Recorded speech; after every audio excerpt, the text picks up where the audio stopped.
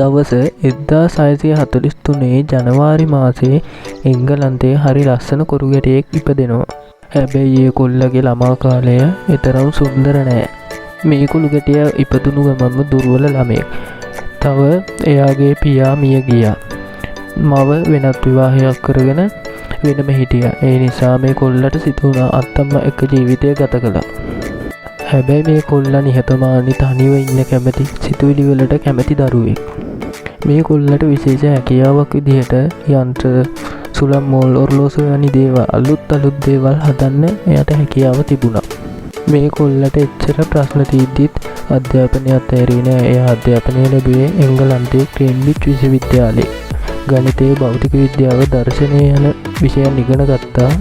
මුල් කාලයේ ඔහු සාමාන්‍ය සිසුවෙක් විදිහට පෙනුනත් පසුව ඔහු අසාමාන්‍ය බුද්ධියක් පෙන්නුවා.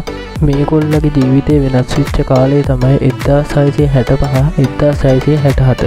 මොකද ඒ කාලේ එංගලන්තයේ මහා වසංගත කාලයක් ව්‍යාප්ත වුණා.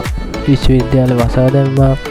මේ කොල්ලා ආපහු හිටපු ගෙදරට නැවත ගියා.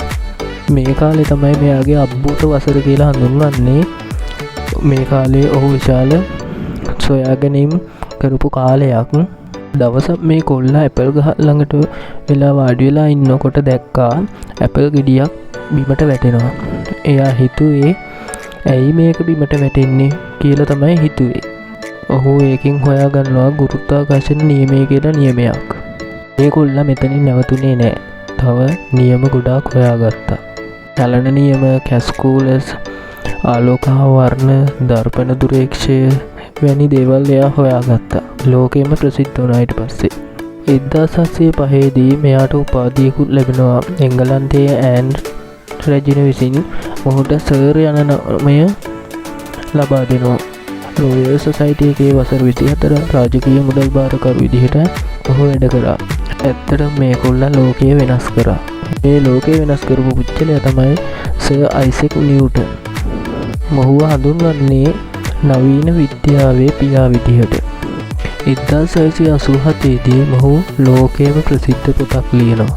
ඒ පොතේ නම තමයි ප්‍රින්සිපියා මැතමැටිකා යන පොත මොහු ලෝකයට රිලීස් කරනවා.